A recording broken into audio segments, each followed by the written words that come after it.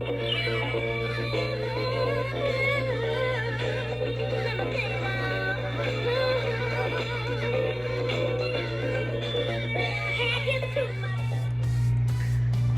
Lego people. Today I have a new almost mock, I suppose, for you. This is Rocket's Warbird, as seen at the end of the first Guardians of the Galaxy movie. Now Lego has made this into an official set, but much smaller, and when the new Milano came out, I was like, wow, we gotta turn this into Rocket's Warbird.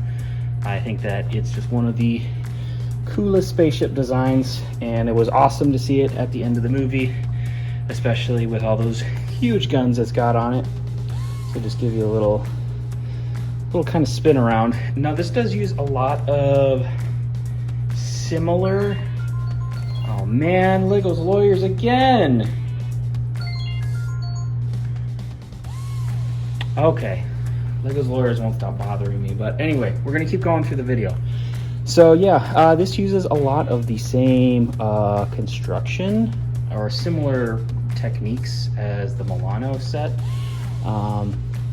And I was surprised at how much I actually had to change and come up with my own stuff, because there's actually quite a few differences between the Warbirds and, I don't know, I guess whatever class of ship the Milano is. They're all M ships, but there's not really a lot of like lore surrounding, you know, the MCU spaceships, so I kind of had to just go based on my knowledge of the comics and just, I don't know, just a little bit of information I could find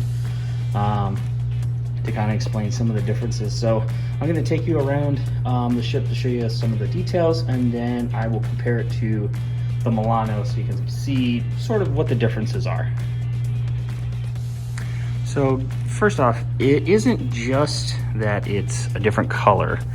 The wings are very different, and I kind of had to work in the unique paint job that that Rocket's Warbird has, particularly right here, the Ravager, you know, flame logo.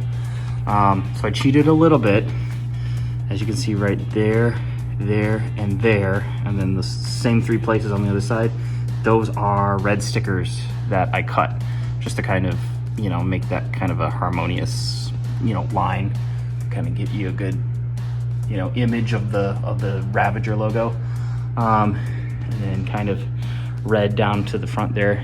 Not entirely easy to do, and it's not a one-to-one, you know, replica of the way the Milano did it. And also we have these huge repeating cannons on both sides, and those uses you know, some Technic pieces. They don't fire like the Lego version does, but you know, it is what it is. Same cockpit piece, of course, and then I got the two guns up top there, and then yeah, the rest of it was just trying to get in all of the, I guess, ship markings. These kind of pearlescent trans blue, those are from one of the Wakanda sets. I think it was like not the Talon fighter, but the one that was from the Wakanda Forever movie. And then in the back, you know, I just made some new thrusters there, and you kind of see one of the big differences between this and the Milano, which is this big old crew compartment section that exists on the Milano. This doesn't really have. So when you get to that profile shot, there's just kind of like that steep like drop off there, because this is clearly a ship that's meant, you know, more for combat, and less, you know, just, I guess, palling around the galaxy or what have you. So now I'll bring in the Milano and we'll compare the two. And these both barely fit on the background, but as you can see, we can start to pick out some of the differences. Now, it's pretty similar up until you get to about here, and then the Milano kind of has more of a rounded shape to kind of go over this this junction where all these winglets attach, whereas the Warbird, it just kind of flips up, and it's actually at a little bit of an angle there, a little bit sharper. So that's one difference. Another difference, like I said earlier, the crew quarters. Like, you don't really have anything off the back there. Whereas the Milano, of course, has those crew quarters back there, and then that single engine right there. Also, the Warbird doesn't have these adjustable, you know, thruster pads or what have you. My Milano is not stock. It's actually about 4 studs longer than the Lego version.